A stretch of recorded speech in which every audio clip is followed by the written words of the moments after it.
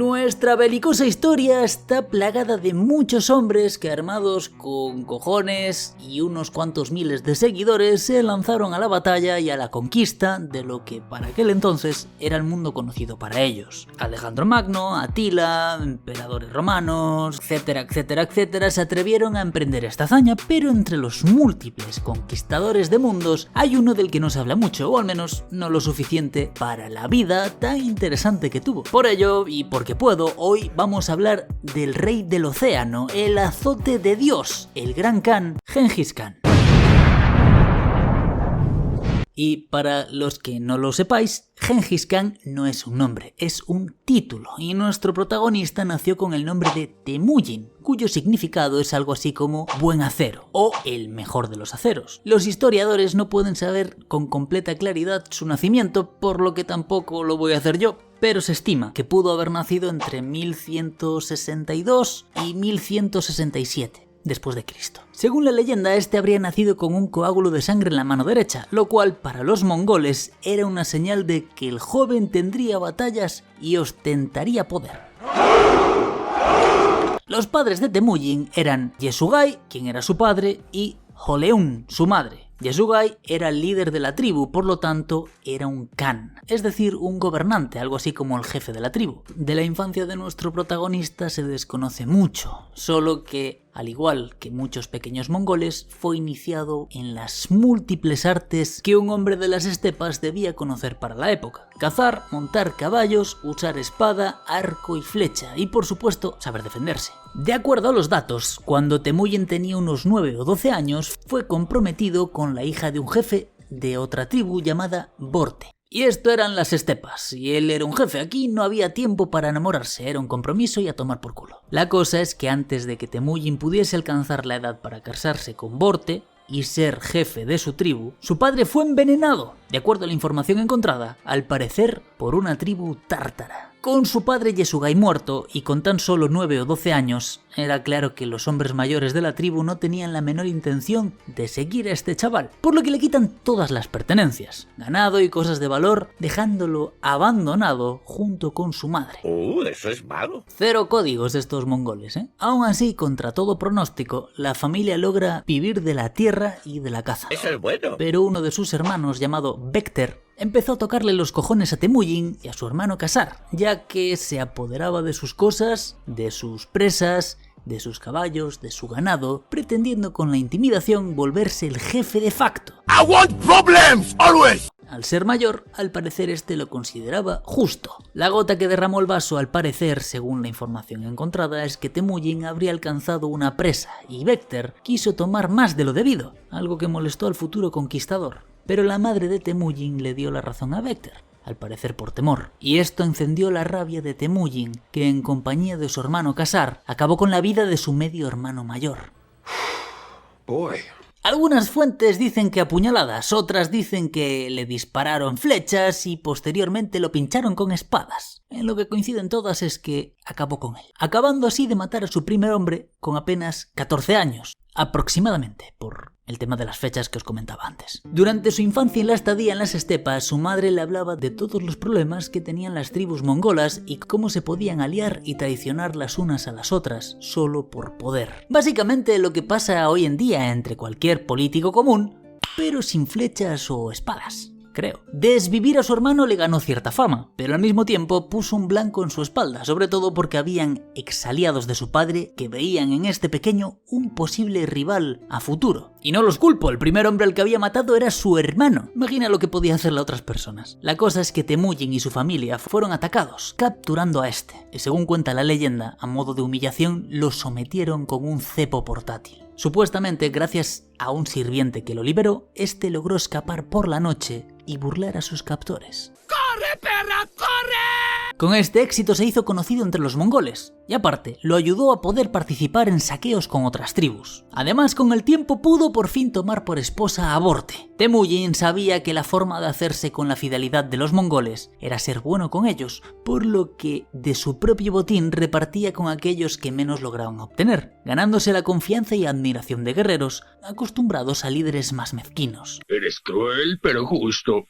Pronto Temujin empezó a tener muchos hombres fieles, a tal punto que llegó a jurar hermandad de sangre con algunos de ellos, siendo quizá el más conocido de sus hermanos de sangre, Yamuka, a quien al igual que Temujin venía de ser el hijo de un Khan. La forma de vida de estos mongoles seguro que os recuerda a ciertos nómadas de Juego de Tronos.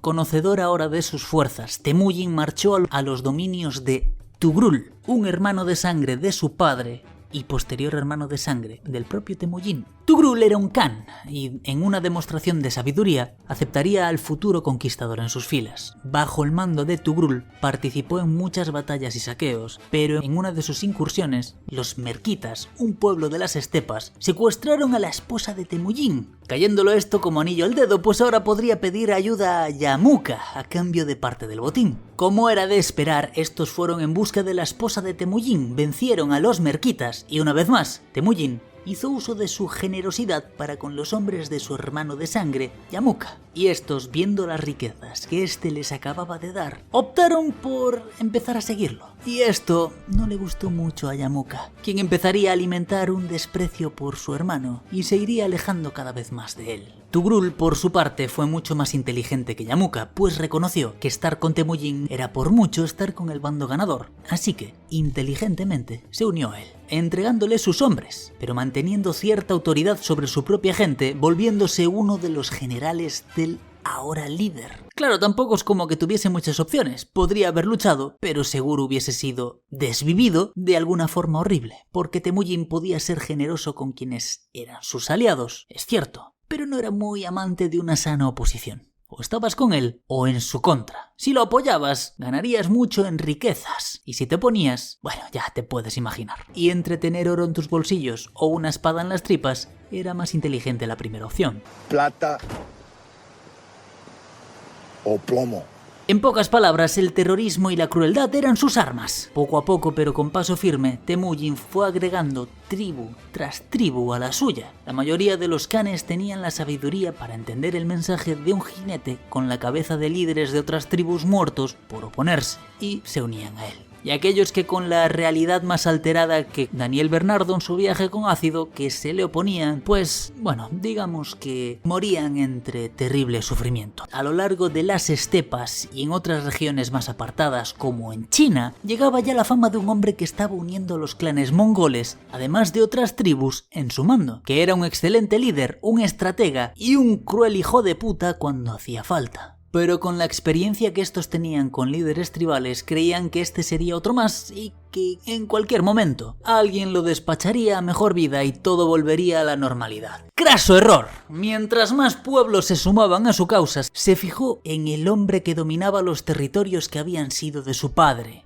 un Khan llamado Tartugai. En 1188, con un ejército nada despreciable de 13.000 hombres, se enfrentó a Tartugai, que tenía 30.000, y aún en desventaja numérica logró vencerlo, recuperando las tierras de su padre y dominando las tribus que Tartugai había conquistado en su momento. Pero como si dominar una buena parte de las tribus de las estepas y haber recuperado los dominios de su padre no fuese suficiente hazaña, aún quedaba historia que hacer por parte de Temujin. Corría el año 1196, cuando entre los campamentos se hablaba de la elección de un Khan único, uno que dominaría a los demás, un rey. En teoría, este debía ser elegido entre todos los Khanes, pero en la práctica no había mucha elección que hacer. La mayoría temían a Temujin o en su defecto sentían que podían estar mejor bajo su dominio, por lo que no es de extrañar que el chamán, encargado de dar el designio de los cielos, dijese que Temujin había sido elegido por el cielo azul para tal cargo. No miréis con esa cara la pantalla. A día de hoy estamos lidiando con el auge de terraplanistas y un montón de gente preocupada por su signo del zodiaco. A mí me parece que tiene más sentido lo de los mongoles. Ahora, con el dominio sobre sus compatriotas, Temujin se lanzó a la conquista, demoliendo en la batalla a los pueblos tártaros al sur del territorio de las estepas. Esto ocurrió, según los historiadores, en el 1202. Esta tribu era enemiga de los chinos, así que en recompensa le dieron un título a Temujin como protector de la frontera, pensando que este entendería que esto lo volvía por defecto un funcionario chino y por ende no atacaría. Lo cierto es que esto a Temujin se la sudó. Pero bueno, para llegar a China aún faltaba. Como Marvel nos enseñó, un gran poder no solo viene con una gran responsabilidad, también viene con la enemistad de muchas personas y la exposición a ser traicionado por tus propios hombres, cegados por la envidia. Temujin tuvo que enfrentar esto. En el 1203, según datan los historiadores, Temujin debió aniquilar a los Keraitos, un pueblo de su hermano de sangre y en parte mentor, Tugrul.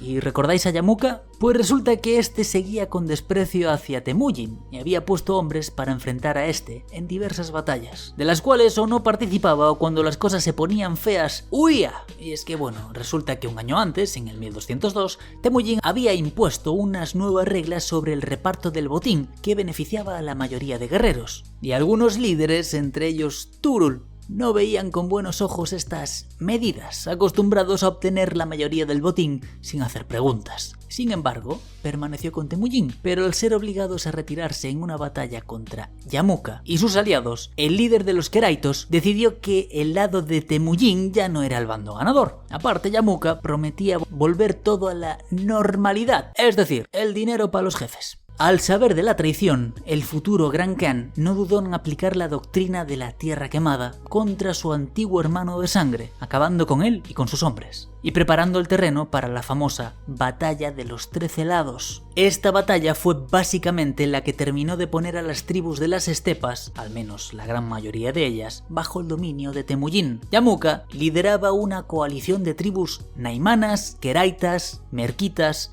algunas tribus mongolas y pueblos sobrevivientes de las conquistas de Temujin, e incluso algunos familiares de este que estaban descontentos con él, porque sí, la envidia familiar es tan vieja como el mundo, pero bueno, recordemos que él se empezó a hacer famoso porque su primera desvivición fue la de su hermano. La cosa con esta batalla es que las fuerzas de Yamuka y Tanyang Khan, quien era su aliado, llegaba con unos 55.000 hombres según las fuentes, y Temujin tenía unos 45.000, pero la matemática y ventaja numérica no siempre se impone.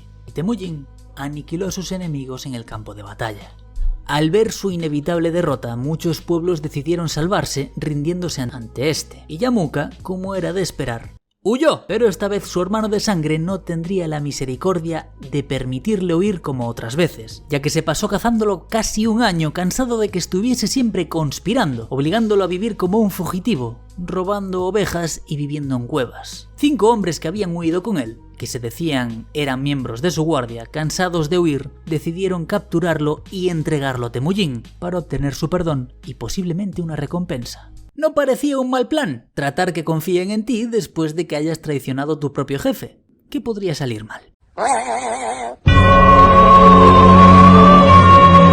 El único problema es que entre las reglas que Temujin tenía era que cualquier traidor a su clan sería castigado con la muerte. Y para bien o para mal, Yamuka era un khan, así que le dio a esos traidores una recompensa que no se esperaba. Los decapitó. Por otra parte, según cuenta la leyenda, Temujin le ofreció a su hermano de sangre la posibilidad de redimirse y de unirse a él de nuevo, dejando todo atrás. ¡Qué agradable sujeto! Pero este optó, por increíble que parezca, morir con las botas puestas, diciéndole a Temujin que pasaba de su oferta y que solo pedía que le diese una muerte rápida y sin derramar una gota de sangre. Por lo que Temujin manda que le reajusten la cervical, partiéndole el cuello, y así cumplir su palabra. Ahora sí, con esta victoria, Temujin se vuelve el líder indiscutido de las tribus de las estepas, aunque había algunos reductos. Sus generales iban acabando con estos líderes menores sin mayor problema. Para el año 1206, Temujin reunió a todos los líderes bajo su mando y se llegó a la decisión de que había que elegir un verdadero khan de khanes para avanzar a la conquista de pueblos ricos más grandes. La elección de este gran khan debía ser entre todos los khanes, pero una vez más, no había mucha elección que hacer. Oponerse a Temujin era buscar amanecer con la garganta abierta de lado a lado lado y aceptar su autoridad era abrir la puerta a la riqueza, por lo que era una elección tan democrática como las de China. Temujin es proclamado Genghis Khan. El nombre de Genghis, según se dice, hace referencia al océano, por la inmensidad de sus dominios. Con su nuevo título se lanzó a la conquista de China. Y sí, para aquella época China estaba dividida en varios reinos. Pero aquí no vamos a hacer distinción, pues al final del día el Gran Khan venía por todo el pastel, no solo una rebanada. La conquista de China no fue fácil para los mongoles, no porque la muralla los fuese a detener, algo que no logró por cierto, sino que era difícil sitiar las ciudades para ellos, acostumbrados a pelear en campo abierto. Pero ya sabéis, o te adaptas o mueres, y aquí literal. Y los mongoles aprendieron a adaptarse, desarrollando mejores tácticas de combate. El terror seguía siendo lo suyo, pero empezaron a utilizar incluso la guerra biológica, lanzando los cadáveres muertos y putrefactos de los rivales por encima de los muros para esparcir enfermedades.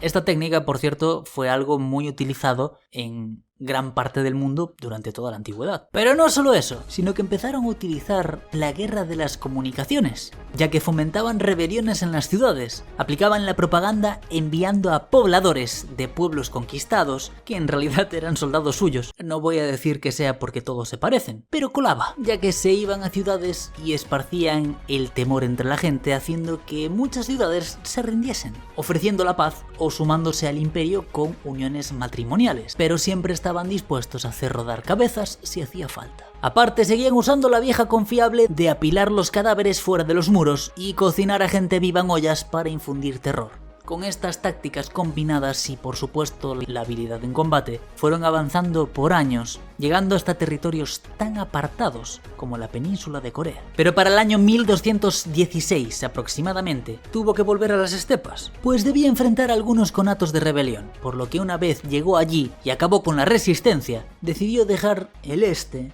y empezó a mirar hacia el oeste. Desde allí inició la conquista del gran imperio musulmán de Kargen, gobernado por el sultán Mohammed, que se extendía desde el mar Caspio hasta la región de Bajara y desde los Urales hasta la meseta persa. En 1220, el sultán moría destronado a manos de los mongoles, que invadieron entonces Azerbaiyán y penetraron en la Rusia meridional. Atravesaron el río Dnieper, bordearon el mar de Azov y llegaron hasta Bulgaria, al mando de Subutai, uno de sus generales más reconocidos.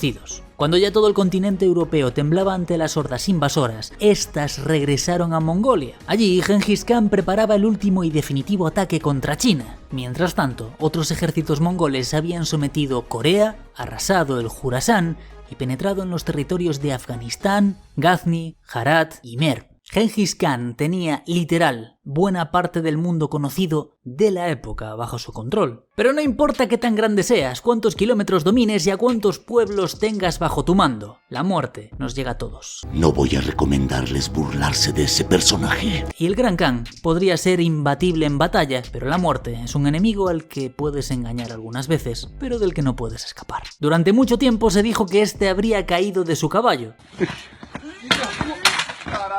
y que esta caída detonó en problemas de salud que fueron empeorando y lo llevó a la muerte. Se decía que por lesiones internas. Otras leyendas decían que una princesa china a la que este le daba caña le habría apuñalado o castrado, muriendo desangrado. Pero al menos esta leyenda es atemporal, es decir, vino muchos años después de su muerte. Pero un estudio realizado en el 2021 detectó que la causa más probable de la muerte del Gran Khan debió de ser la peste bubónica, la cual estaba presente en algunas regiones dominadas por él en ese momento. Y además hay documentos conservados de la época que especifican algunos síntomas de esta enfermedad. Se llegó a la conclusión de que este habría enfermado probablemente en batalla junto con muchos otros soldados, habría efectivamente caído de su caballo y se le habría achacado su dolencia y posterior muerte a esta en lugar de a una enfermedad.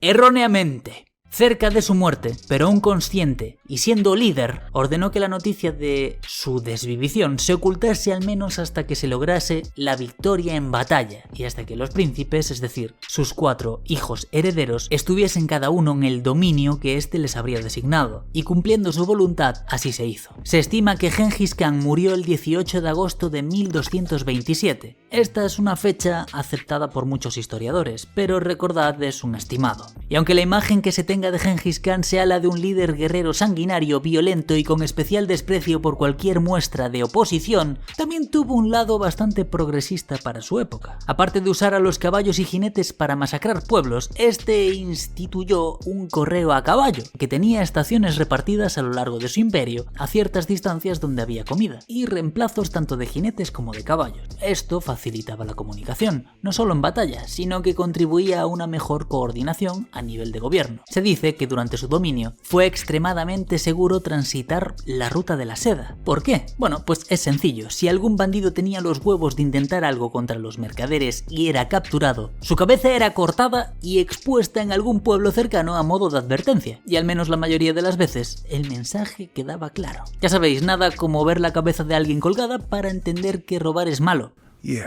Aparte, era bastante tolerante con las religiones. Los pueblos de las estepas eran en su mayoría de tradiciones chamánicas, por lo que se la sudaba en qué creías, a excepción de cierto recelo por los pueblos musulmanes, a quienes veía con cuidado porque tenían ambiciones expansionistas, por lo que no dudaba en mantenerlos a raya cuando hacía falta. Aparte, estableció la Yasa, que básicamente era la ley que regía su imperio y que tenía muchas reglas y hasta avances en derechos que Occidente no conocía por la época, que tardarían de hecho siglos en implementarse. Por ejemplo, los hijos e hijas de un hombre, aún fuera del matrimonio, eran herederos del padre por derecho. Se prohibía el secuestro de mujeres y ser infiel era ilegal. Si un hombre quería tener relaciones con alguna mujer que no fuese su esposa, debía tomarla, ya fuese como esposa o como concubina, para así evitar problemas. Por supuesto, esta última medida no fue muy buen vista al principio, pero supongo que un par de decapitaciones ejemplares ayudaron a que calase, vaya. Y ya me huelo iracundos comentarios por esto, pero nuestro protagonista fue de hecho bastante feminista para su época, ya que las mujeres tenían una enorme cantidad de derechos que antes de él pues no estaban. Repartición de bienes, si había separación, manejo de patrimonio y podían ingresar al ejército y ocupar cargos relevantes en la administración militar y defensa, no solo cuidar heridos. Solo como ejemplo, fue en 1948 que se le permitió el ingreso a las mujeres a las Fuerzas Armadas en Estados Unidos, y fue en 1988 cuando ocurrió lo mismo aquí en España, casi 7 siglos de diferencia. O él estaba muy adelantado o nosotros muy atrasados. Y de hecho, el decapitar a ladrones tampoco es algo que me parezca tan mal. No sé, decidid vosotros. Resulta que el cuerpo del Gran Khan fue enterrado, aunque se desconoce el paradero de su tumba, pues quienes se encargaron de la tarea fueron ejecutados. Y aquellos que ejecutaron a los encargados también fueron ejecutados. Menuda putada. Pero así se mantuvo el secreto. No sé cuántas veces siguieron ejecutando a los ejecutores, pero se ve que funcionó. Tras su muerte, sus hijos se encargaron de afianzar el imperio, logrando la rendición completa de China y recibiendo así el Gran Khan el título póstumo de emperador. No se sabe exactamente cuántos hijos tuvo en total, pues muchos fueron con concubinas y pasando solo algunos nombres de su prole. Especialmente, pues, los 4 hijos que tuvo con su esposa legítima Borte, quienes eran los únicos que podían optar al título de Gran Khan. Luego dicen que no hay hijos favoritos. Estos eran Yoshi, Chagatai, Ogedei y Tolui, quienes se encargaron de extender el imperio en una extensión de 24 millones de kilómetros de terreno. ¡La puta! Siendo el segundo imperio más grande de toda la historia, solo por detrás del británico. Y ojo aquí, a lo que voy a decir ahora, porque a día de hoy se estima que al menos el 0.5 de la población mundial podría estar emparentado con el conquistador, por lo que se podría decir que su legado, al menos en sangre, sigue vivo. Lamentablemente, cuando se habla de su historia, siempre se suele imponer la versión de que era un salvaje, iracundo, sediento de sangre o asesino en masa. Y aunque sería tonto negar este hecho, no hay que negar también que, bueno, parte de las épocas que nos separan, hace falta carisma, habilidad de liderazgo, estrategia y un largo etcétera para poder conquistar básicamente la mitad del mundo actual. Guerrero hábil, emperador cruel, hombre de visión, no importa cómo lo quieras entender. Esa es tu decisión. El hecho es que para la satisfacción de Aquiles, él se encargó de dejar su nombre escrito en la historia. Algo que la mayoría no logra. Al menos vamos a darle este punto. Gracias por estar ahí, gente.